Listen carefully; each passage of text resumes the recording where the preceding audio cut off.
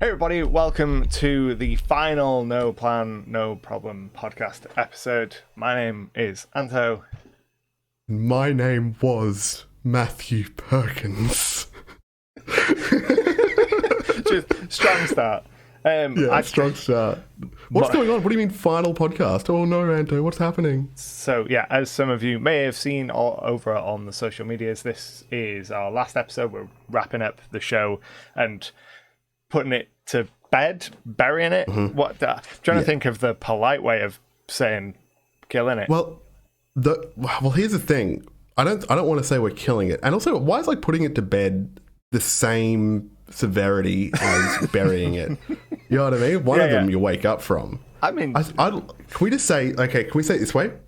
We have finished season 1 of No Plan, No Problem, but it's also quite similar to season 1 of Firefly. I think that's a good way of putting it, I think. Yeah. If anybody's wondering why, that's what people are going to want and what we're going to do here today. So let's talk about why, and then let's do an in memoriam, just a chat about what we were trying to achieve, how we felt about it, and then we can shout out all the patrons that helped us cover those bills, because we both get to keep our kneecaps at the end of this, which is entirely thanks to patrons. Yeah. So I think that is in large part the reason why we both have separate YouTube channels to this. We both do a bunch of other things as part of our businesses that aren't this podcast, and a lot of it comes down to being able to still do those things and make money, and the podcast just not bringing in enough for the time investment that it takes. It takes a surprising amount to just sit down and talk. Yeah, that's it. We entered into this with some expectations for performance, and we know what the milestones look for a successful kind of online endeavor like this. We both have channels that are doing well, I think.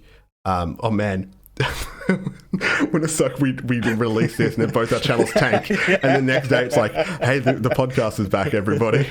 But no, when we started this, we were saying, look, all we care about is somebody listens to it. Okay, that was our main goal, and we didn't need it to be as successful as our channels. You know what I mean? I know on each of our channels we each get maybe over 300 subscribers a month at the moment, right? And 300 subscribers is what we've gotten on this channel in 6 months. Yeah. And it's not.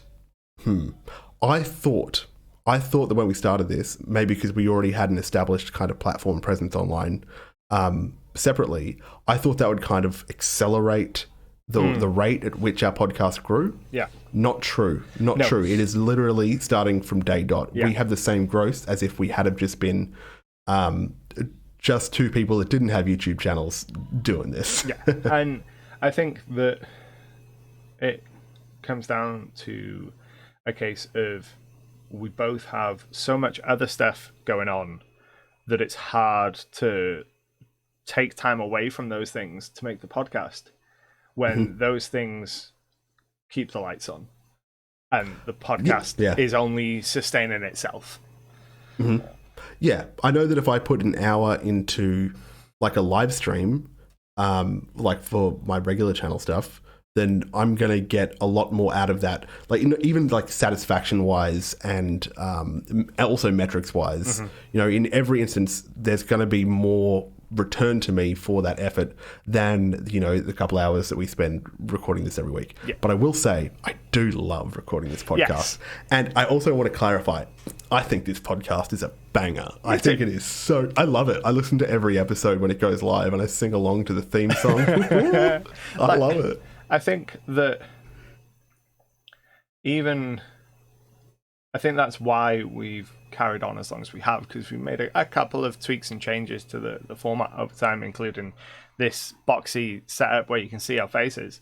That was changed mainly so that we could carry on doing it and so that it wouldn't take hours of editing every week, so that it could be more of a raw experience and could still get it out there. And, I think that even if we weren't recording this to put up and kind of productize it, I would still like to get together and hang out just for the sake of hanging out.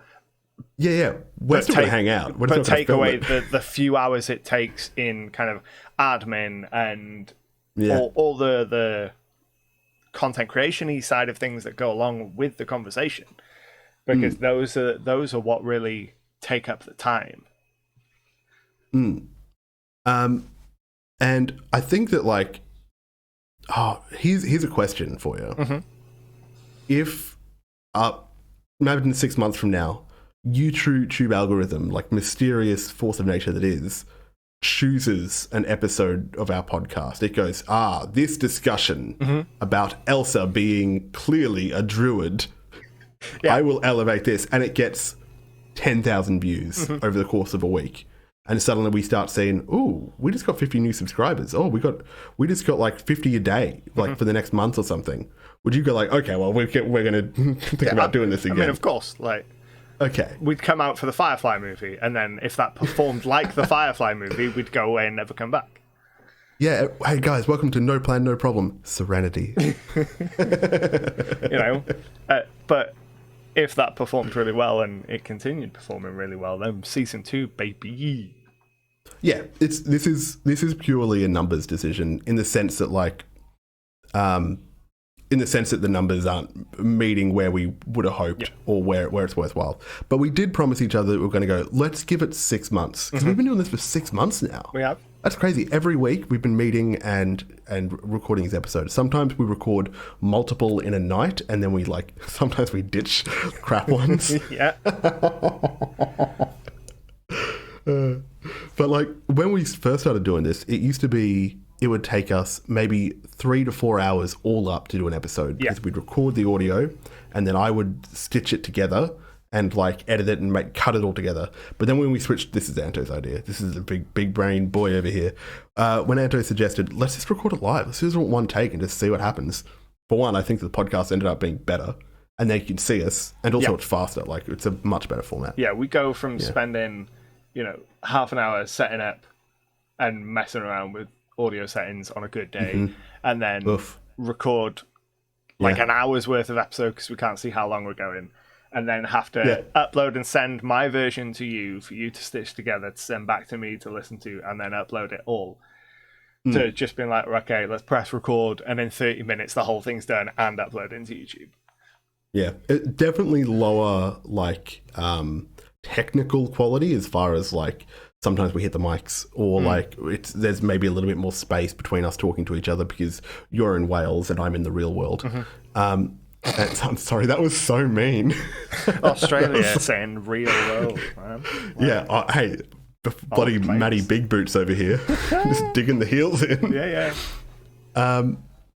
What was I saying? Oh, but I think the energy's way better. Yeah. Especially because like the abject fear of knowing, look, whatever I say is in the podcast now. Yeah, that's like just committed to the internet forever.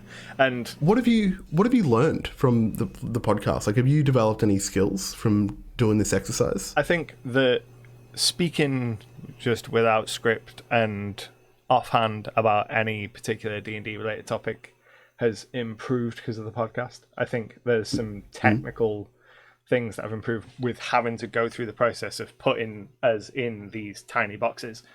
Has improved just for like manning the switchboard for changing scenes and things is all really useful stuff to be able to do.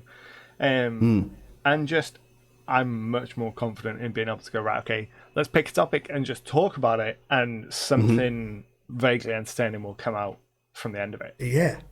And like that last thing you said, the reason we started doing this is because you and I were working on a project. I was the layout editor, the typesetter person, and you were the art director. And we just clicked, and we're like, oh, we gotta talk more often. Like, we get each other's sense of humor. Immediately laughing our heads off when we're not funny. We're not funny people. Honestly, sometimes I walk into the room and my wife does. What's the reverse laugh? Leaving. The reverse of a laugh is to leave. You walk in, she's just like, nope, not today, mate. Peace. I'm out. Peace out. Have you ever seen a cat roll its eyes? No. But yeah, it's just because like we enjoy each other's company. The thing that I learned from this is that I thrive in chaos. Yes, you are chaos. Because I used to get really nervous on live streams and stuff because I'm like, well, what am I going to talk about? And I'd hate doing them because I'd have to be like, okay, I can talk about this, I can talk about that, I can talk about this. But now I'm so much more comfortable just turning on the camera and being, look, when I'm in that space where I literally don't know what I'm saying, I don't know where I'm going, as long as I'm cracking jokes along the way, I know that I'm heading towards something and I'll know it when I see it. Yeah. And just being able to like practice in that space has been genuinely helpful on like a personal level. And no plan, no problem, it got me there. I'm super happy with it. Yeah. I think, like you said though, I think that the quality of the podcast, like the usefulness of the tips and some of the meat that we got into was real good. Oh, dude, right. I'm a vegan. I love that meat though. That was good. There's juice in here. What do you think you have a favorite episode? Sentimentally, genuinely, the first episode with Liches was my favorite, because that was the episode where when we finished it, we both went, oh my God, we can do this. Like this idea has legs. Oh, there it goes. It's running away. And, you know, now we're recording 3 episodes a night. Like, it was so fun. And, like, just that whole thing of a lich with the moon as a phylactery, we have to blow it up. Yeah. And I did that Christopher Walken impression. Like, what are we doing? But pretty much all of the stats towns were genuinely fun. Yeah. Coming up with the different sorcerer subclasses, or designing the feats, or doing that Goblin Skater. The Goblin Skater, the Easter one shot. Oh my God, the Easter one shot. Oh mate, it's just so stupid. Yeah, the silly things were always good fun. Yeah, the disco vampires. Oh, that was so funny, especially because like I put on that stupid vampire voice, and then you put on one, and I got confused. I was like, where have we bought the vampires? And then I think that was like the one episode that you're like, hey, look, I can't edit this week. You need to edit it. So I was like, yes, let's put disco music behind the vampires. Yeah. Which in hindsight was a mistake, because I was like, yes, this is much better when we have like full audio production behind it and music and stuff, but that's just a whole extra layer of time that it would take to do it as well. Yeah, and actually that's another thing that I learned from this. I know we were talking about our favourite bits. I want to ask you about your favourite bit, what you learned. Your favourite idea that we came up with. But one thing I also learned is just how to let go. Yeah. Like when is good enough for the podcast? Like, it would have been so much better if we had to put more effort into it and that kind of stuff, or if I didn't mention this, I was recording literally in a tent that I would make every week. I'd construct this tent and like climb into it, and like if I moved, I was recording like this because if I moved too much, it would like collapse on me, and like Lauren would have to dig me out with a shovel. The cat's, waiting beside an ambulance with a hot cocoa. Is he getting out? That's like, really not what I expected you to say the cat was waiting for, but I'm glad. I'm glad the cat isn't, going to eat you. No. What do you think this is? What are you doing? Not going to eat me. He loves me. But yeah, just the idea that we could scale it back and still be happy with it is so helpful. You don't have to go maximum effort the whole time. What was your favourite episode and why? Liches also has a special place. Liches. One of my favourites might be the Fighters episode, because we were riding off so much of that Christopher Walken energy from the pre-show. Oh, yeah. That was good fun. And I really, really enjoyed the monarchies and magic and social class double bill, because that was the first time that we'd gotten to the end of an episode and be like, we have more to talk about this. Let's make it a 2-part. And then let's abandon like most of the pretense for our structure and just have a conversation, because we're really into this topic. That was a lot of fun. I just remembered that. Well, I was trying to remember like pre-show energy, Fighters pre-show energy. What happened? Then I remembered I told that just crazy story about. Kate, can we make that episode public, that pre-show public, as a just as a fare-thee-well? So we'll link it to this. We'll link to the unlisted video in the description of this video, so you can all hear this. It's normally a Patreon exclusive. we got to thank the patrons. Hey, we had a Patreon and the patrons did cover our costs. It costs maybe $300-$400 to do this whole thing all up. That's not including our mics and stuff, but just like licensing and software and stuff that we needed. So I just want to thank these patrons who helped us out. There's Andrew, who was a patron for only 1 month. Okay, I'm not going to read how many months they were because I can't work it out. Andrew, thank you. Ryan, thank you. Jackson, thank you. Brian, thank you. Antonio, thank you. Beautiful name. Jim, thank you. Tim, the mad dog, the big dog, Tim. Woof, Chief, love you. Thank you. Luna, thank you. Son of Sofman, thank you. Alyssa, thank you. And Rojo, thank you. That's everybody. But now you thank them all individually. Say their names in the order that I said them. In exactly the same order, yeah. No, you're right.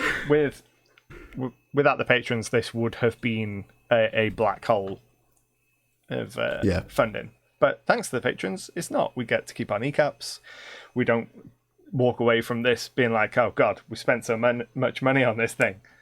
Which is nice, you know? Yeah, it is brilliant.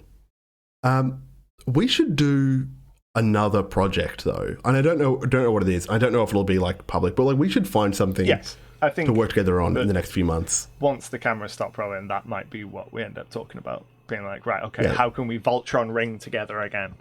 We're going to open a car wash. Yeah, I mean, car wash is a legitimate business. We are legitimate businessmen. Okay, maybe we should wrap up then. I'm actually getting emotional. I'm a little bit sad about it. I'm a bit upset.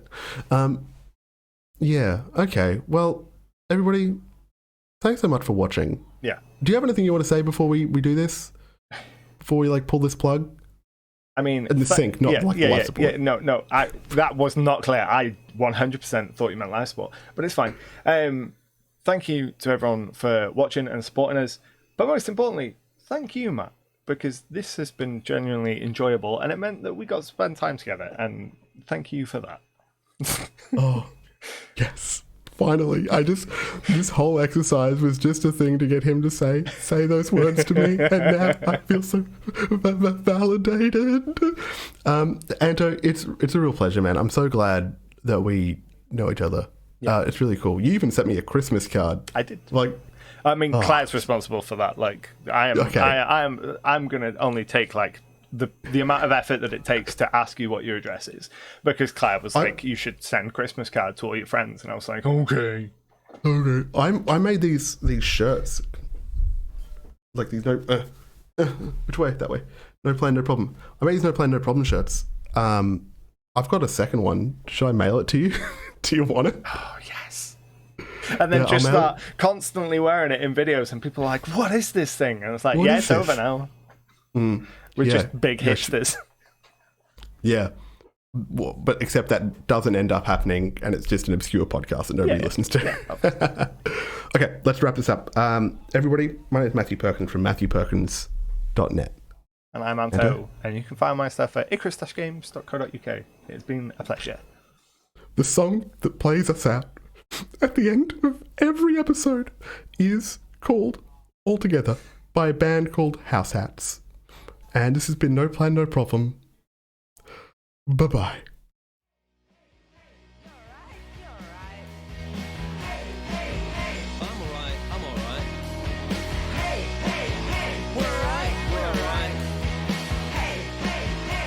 Together, alright.